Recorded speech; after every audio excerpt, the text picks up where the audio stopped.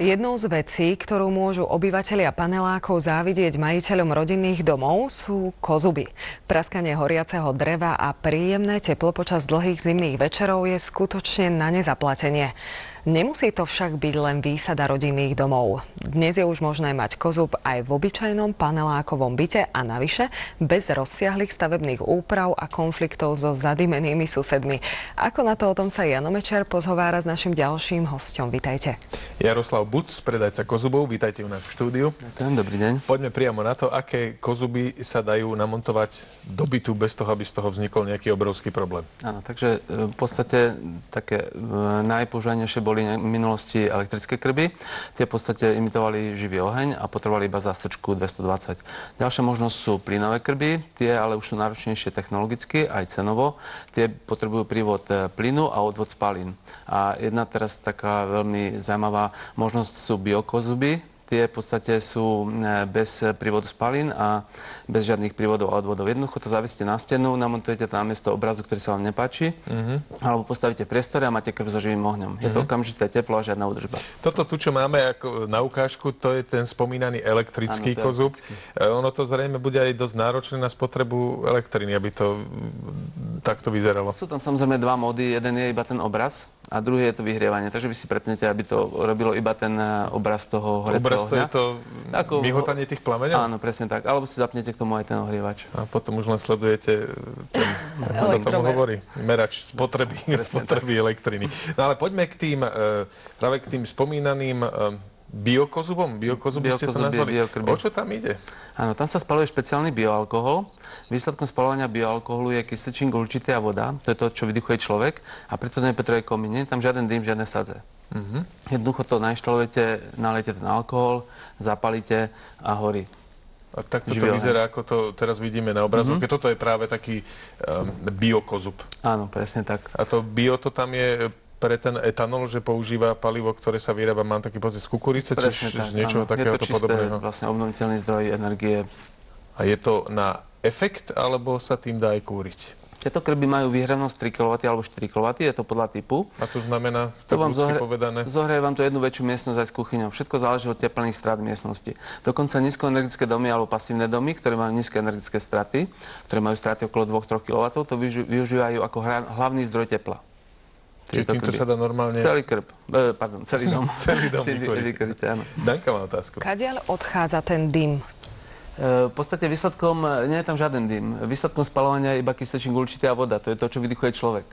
Takže tam žiaden dym nie je, žiadna sadza. Preto sú tieto krby veľmi obľúbené.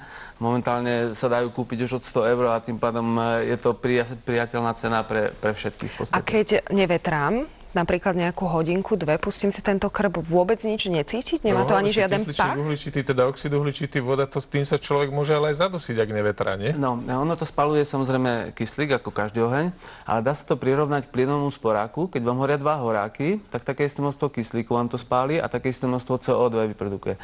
Takže v podstate sa s tým nesmiete zavrieť do nejakej malej miestnosti, ale bežná obývačka je úplne v pohode a potom pred spaním stačí vyvetrať.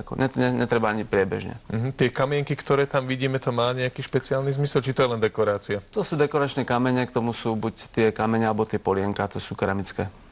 Do akej veľkosti sa tieto krby vyrábajú, tieto kozuby vyrábajú? Lebo videl som už úplne maličké, také, že vyložené kufríkové, ale aj obrovské. V podstate sú tri také druhy. Sú závesné, tie sa vešajú na stenu namiesto obrazu, potom voľne stojace, to sú ako tieto, čo práve vidíte, alebo potom sú také maličké, ktoré sú na stôl a také ešte potom sú zabudované, tie sú už pevne spojené so stenou alebo s podlahou. Jedna vec by ma zaujímala, pri tých klasických kozuboch je dosť dôležité nielen to teplo a ten oheň, ale aj praskanie toho dreva. Toto asi veľmi praskať nebude. Ono to moc nepraská, horí to tak potichu, ale dá sa k tomu dokúpiť aj taký špeciálny prístroj, ktorý vytvára to praskanie ohňa. Čiže človek si môže púšťať a potom zadumane pozerať do tých plameňov. Presne tak. Teraz máme novinku, že sme vyvinuli aj krb na bioalkohol, ktorý je s ďalkovým ovládaním. A ten potom vlastne je oveľa pohodlnejšia aj tá obsluha. Na ďalkovi si to zapnete, vypnete a je to. No, to už je ale potom takmer čistá elektronika. No, áno. To sa to napojiť aj na inteligentné domácnosti, takže v podstate je to veľmi zaujímavé. Zaujímavé. Jedna ďalšia dôležitá vec je spotreba Áno. Takže 1 liter toho bioalkoholu v tom krbe horí 3 až 6 hodín. Záleží to od nastavenia a typu plameňa a ten liter stojí zhruba 2,30 alebo 3,30 eur. Čiže ak si to zrátame, to je možno lacnejšie ako drevo, nie? Či? Tak ono to nechce zase konkurovať drevu, lebo to drevo je to skôr ako doplnkový zdroj tepla a je to na také dokúrenie. Keď sa ochladí, zrazu je to okamžite teplo, žiadna údržba, takže sa pri tom zohrejete. Je z toho veľmi pekný vizuálny pocit. Niektoré tie krby majú takú parabolu, ktorá vlastne vytvára také salavé teplo, takže vás to príjemne hreje, lebo teplo má tendenciu ísť hore. Poďme sa pozrieť na inštalácie, ako to vyzerá priamo v byte, takýto biokozub. Toto je naozaj niečo velikánske, obrovské. Čiže toto asi nebude úplne bežná obývačka. Ale ďalšia vec, ktorá súvisí aj s tou inštaláciou priamo v bytoch, je bezpečnosť. Lebo tu vidím, že to je zasadené v podstate v nábytku. Áno, nemôže sa ten nábytok chytiť od toho? Nie, tento typ je vlastne voľnej instácie, on je prisunutý k tomu nábytku. V podstate u týchto krbov oni sú bezpečnejšie ako sviečka. Samozrejme, treba dodržať 4 veci.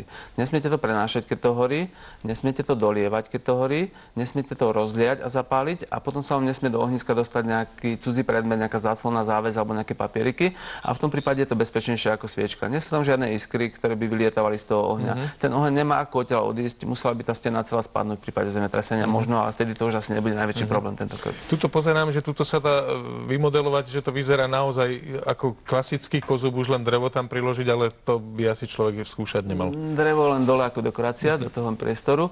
V podstate si kúpite iba tú vložku a môžete si spraviť vlastnú obstavbu.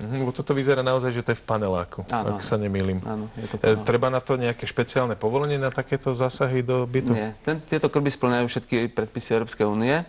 Treba dodržať návod výrobcu a postupovať podľa toho. Vy ste spomínali, že čosi podobné sú aj plynové kozuby. Tam asi s tou inštaláciou to nebude až také jednoduché ako v tomto prípade. Presne tak, tie plynové sú oveľa náročnejšie, technologicky treba priviesť plyn, treba zabezpečiť odvod spalín.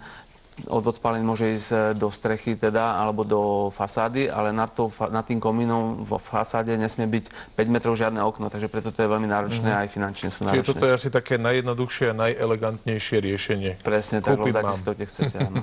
Ďakujem veľmi pekne. Danka, poďme ďalej. Áno, ideme späť na správy.